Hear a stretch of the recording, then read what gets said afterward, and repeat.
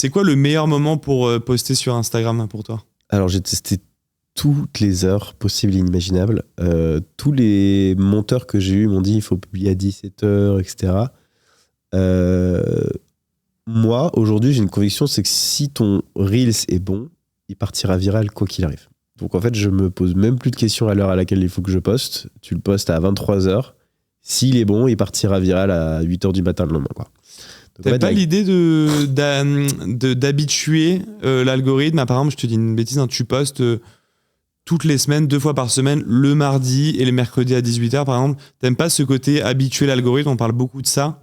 Moi, franchement, j'ai testé plein de trucs. Les trucs qui sont partis. Peu importe l'heure à laquelle tu l'as posté. Et les autres qui sont pas partis, quoi. Moi, de ce que j'ai entendu, c'est en semaine à 18h. Je sais pas pourquoi.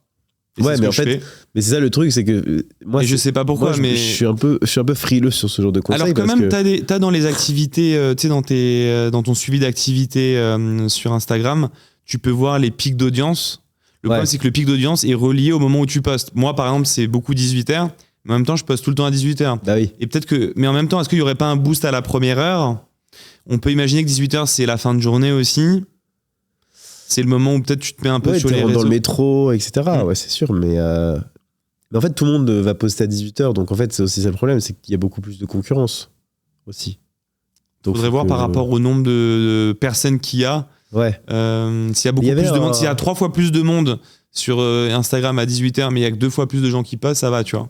Il y a un truc que vous pouvez faire à la limite, c'est développer un truc et regarder analyser quand est-ce que votre audience ou vos followers sont en ligne.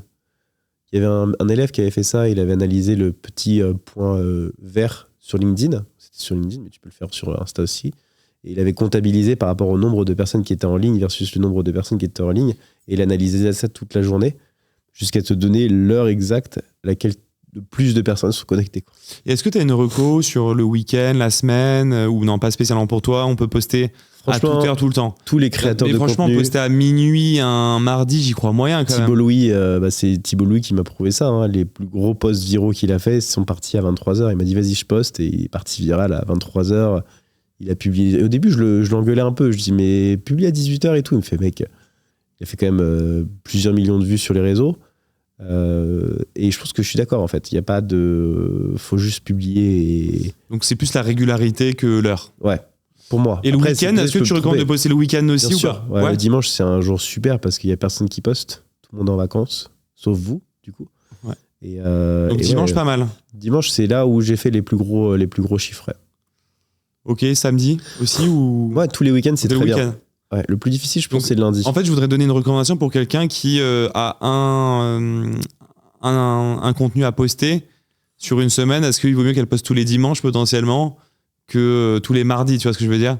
Si elle en a qu'un par semaine à poster. Ça dépend du contenu. Si c'est du contenu entertainment, donc plus sympa à regarder, oui, il faut le poster les dimanches. En revanche, si c'est un contenu un peu plus pro, je les posterai plus la semaine. Ok. Ouais. Tôt le matin. Ok. Vers 7h du matin. Mais à un moment, je me mettais des règles de ouf sur LinkedIn pour vraiment poster le matin. Et le problème, c'est que j'ai remarqué, je parle sur LinkedIn parce que je connais plus la plateforme. Mais le problème, c'est que le matin, tout le monde poste le matin parce que tout le monde a dit qu'il fallait poster le matin. Donc en fait, ce que j'aurais pu faire et ce qui aurait été un hack intéressant, c'est de dire, bah, ok, poster à 15h. Comme ça, moi, je poste à 18h. En fait, ce qui se passe, oui, mais en fait, ce qui se passe sur LinkedIn, c'est que les posts durent, le durée de reach, c'est en général 24 heures. Et qu'en gros, t'as un espèce de boost, un effet boost si la première heure, ça part plutôt bien en général. Ouais. Donc, si tu postes à 23h et qu'il n'y a personne, t'as pas l'effet boost de la première heure. Et en plus, de minuit à 6h, t'es mort. Ouais, mais alors attends, je vais réfléchir comme un gros hacker. Je sais pas si t'as déjà essayé, mais tu verras post, parce que moi, j'ai déjà essayé pour le coup. Oui, sur LinkedIn, t'as de la merde jusqu'à demain. Parce que de toute façon, il n'y a pas assez de données pour qu'ils réfléchissent. Mais comme t'as loupé le reach du début, en fait, le lendemain matin, quand ça... Pas sur les Reels. Les Reels, c'est différent. Sur les vidéos YouTube, oui, je suis d'accord avec toi. Et encore, ça se joue à quelques heures près. Là, on parlait de LinkedIn. Hein. Ouais, sur LinkedIn. Sur le fait de poster le soir. Parce que, par exemple, sur Instagram, j'ai l'impression que t'as pas ce boost de la première heure et que le contenu va vivre plus longtemps sur Instagram. Moi, sur LinkedIn, Instagram, peu importe la plateforme, si le post ne pète pas, il ne pètera pas. Et ça, je l'ai vérifié. Et peu importe l'heure, peu importe la plateforme, peu importe tout ce que tu veux, il y a un moment où, en fait, si ton contenu il est nul, bah, il est nul. Et il faut juste que tu arrives à faire en sorte qu'il soit meilleur la dernière fois. Donc ça va peut-être améliorer de 10%, 15% tes résultats. Mais dans le fond, il faut que tu arrives plus à comprendre les trucs qui ont fait péter les gros scores. Et c'est en mettant du volume que tu vas voir ce qui fait péter les gros scores. Et c'est tu vois, par exemple, sur LinkedIn, il y a un truc qui marche bien, c'est dire IRG. Ça, j'ai testé 1 fois, 2 fois, 3 fois. Et en fait, à chaque fois que tu dis IRG, tu racontes une histoire avec ça, bah, ça fonctionne très bien. Dans la majorité du temps, tu fais du 20 000 vues sur des posts comme ça. Mais c'est des trucs comme ça où il faut tester des choses et récupérer les trucs qui fonctionnent ou pas. Mais sur Instagram, du coup, toi, ta recommandation pour savoir quand poster, c'est de poster de pas prendre ça en considération. Pour moi, ouais, je prendrais pas ça en considération. Mais c'est parce que je réfléchis comme un hacker. Ouais, bien sûr. Moi, je pars du principe que tu vois, s'il y a des influenceurs sur ce podcast qui ont dit il faut poster à 18h, eux, ils vont poster à 9h du matin ou à 15h. T'as une reco, du coup. Toi, tu dirais peut-être d'aller à l'inverse de ce que tu vois justement dans les sondages pour aller poster quand personne ne poste. Exactement. Ok, ça c'est plutôt une bonne reco. Après, moi j'aime bien l'idée d'habituer l'algorithme. Alors je sais pas si c'est une légende ou pas, mais si tu te dis que tu postes pas beaucoup, par exemple si tu as 4 posts, plutôt que de tout poster une semaine et de plus rien faire pendant 3 semaines, je recommande moi de poster tous les mercredis, par exemple à 18h, chaque mercredi, pour avoir une récurrence pour l'algorithme quand même. Tu vois, le fait de disparaître, de revenir, je pense que tu prends des malus quand tu publies plus pendant quelques jours, donc il faut vraiment publier tous les jours, ça je suis d'accord. Au-delà tous les jours, même, c'est d'avoir une régularité. C'est-à-dire que si c'est une fois toutes les 2 semaines, mais enfin, tu vois. Je sais pas si franchement, les mecs qui ont codé les algorithmes, c'est pas non plus des maniaques de la structure, quoi. Je pense qu'ils voulaient faire péter des gars, n'importe qui, tu vois. Je suis pas sûr que des influenceurs aujourd'hui que tu connaisses se sont dit je vais poster tous les jours à 18h. Les mecs qui postent et en fait ça marche. Ils peuvent pas se dire tiens si tu postes à cette heure-là t'as plus. Alors quand même il y a la saturation d'affluence et on sait que TikTok par exemple quand t'arrivais au début et qu'il y avait pas encore beaucoup de monde qui postait, en fait la proportion de nombre qui poste par rapport au nombre de gens connectés sur la plateforme te permet quand même t'as des saturations. Plus il y a de monde qui sont sur la plateforme, plus il y a de contenu, moins il y a de trucs à regarder, quoi. Mais donc on peut partir de ce principe-là pour se dire sur Instagram, si t'as 3 fois plus de gens connectés entre 18h et 20h, mais que t'as pas 3 fois plus de contenu posté, t'as une moins grosse saturation. Oui, mais t'as des meilleures statistiques. T'as une moins grosse saturation de l'audience, donc t'as intérêt. Ouais. Par contre, si t'as 3 fois plus d'audience, mais que t'as 6 fois plus de gens qui postent, tu vas avoir un effet inverse. En fait, tu as intérêt à être sur les heures où il y a moins de monde. Il faut que tes vidéos elles soient la meilleure par rapport à toutes celles qui ont été postées à ce moment-là, parce qu'il faut montrer le meilleur contenu au meilleur moment. Donc, tu as beaucoup plus de concurrence. De toute façon, c'est la qualité qui prime aujourd'hui, je pense. Je pense que, ouais, il n'y a pas de... Ton post, il va pas marcher parce que tu l'as posté à 18h02. Les algorithmes sont assez simples. Il y a 3 trucs à respecter dans un post Instagram, c'est le hook, l'histoire en fait du Reels et le rewarding, on appelle ça la fin de la call to action. C'est quoi les 3 trucs que tu peux expliquer à chaque fois? Le hook, c'est attirer l'attention. Donc, en général, ce qui marche très bien dans les hooks. Le scroll stopper, on appelle ça, c'est vraiment attirer l'attention dès le début, quoi, dès la première seconde. Ça, ce qui marche bien, c'est quand tu parles de relations homme-femme, quand tu parles d'argent, quand tu parles de salariat. Sujet mainstream. Truc très mainstream. Deuxième chose, c'est l'engagement. Donc, du coup, comment est-ce que tu vas faire en sorte que la personne reste le plus longtemps sur ton truc? Et à la fin, c'est l'interaction, donc les rewarding. Est-ce que les gens veulent commenter ou liker ton truc, quoi. Même un petit message de fin en mode mettez un commentaire, likez. Ouais, c'est ça. Ou alors liker et vous allez avoir un cadeau. Mais voilà, globalement, ça se résume à des trucs très simples comme ça. Et je pense que si ton post, il est... Ouais, s'il est bon. Il y a un truc qu'on s'est dit en off tout à l'heure, je pense qu'il y a un vrai sujet sur les concepts. Il faut essayer d'inventer des concepts. Il y a ce que je t'expliquais, tu regarderas, mais Abrèche Frère, qui a explosé dans ces trucs, qui résume une vidéo d'une nana qui parle. D'ailleurs, il s'est fait un peu acharner sur les réseaux sociaux parce qu'il passe pour un misogyne. Il y a aussi, alors je me rappelle plus de l'influenceur, mais le mec qui faisait comme ça, là, tu sais, l'italien, là, qui faisait ces trucs-là. Donc ça, c'est un concept qu'il a répliqué 1 million de fois et du coup, il a atteint des dizaines de millions d'influenceurs. Et ce qui est bien avec les concepts, c'est que les gens peuvent vous imiter. Il y a des concepts il y a des réussites qui sont basées sur des concepts. Quand tu regardes même des films comme Bryce the Nice, tu vois, Je t'ai cassé, C'est une génération entière qui a dit je t'ai cassé. En fait, quand tu dis je t'ai cassé, c'est quoi? C'est Bryce Nice, ok, donc je vais regarder le film Bryce Nice.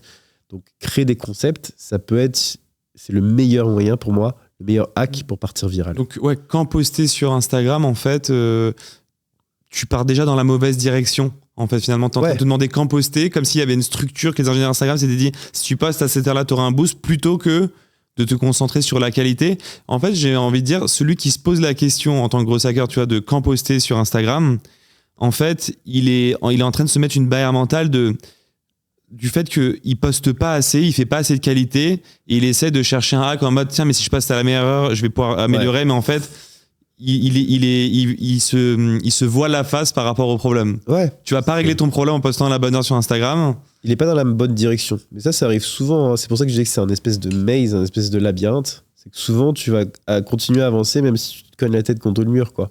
Après, si tu fais que de la bonne vidéo, etc., moi, ma recommandation, ce serait quand même d'y aller vers 18h. Je me dis qu'il y a plus de gens qui sont dessus. Oui. Dans l'idée, statistiquement. Dans l'idée, statistiquement, en tout cas. Mais en regardant un focus sur le contenu. Et effectivement, si c'est un contenu très pro, plutôt la semaine. Si c'est un contenu plus divertissant, plutôt fin de journée ou week-end, quoi. Ouais, mais juste poster tous les jours et tester, quoi. Régularité, ouais. C'est de regarder analyser les statistiques aussi. Sur YouTube, par exemple, les plateformes réagissent vraiment différemment. Et il y a aussi alors, il y a deux choses pour conclure ce qu'on se dit sur la création de contenu. Il y a un vrai sujet sur... posez-vous la question, qu'est-ce que vous regardez sur Instagram? Comment vous le regardez et comment vous le consommez?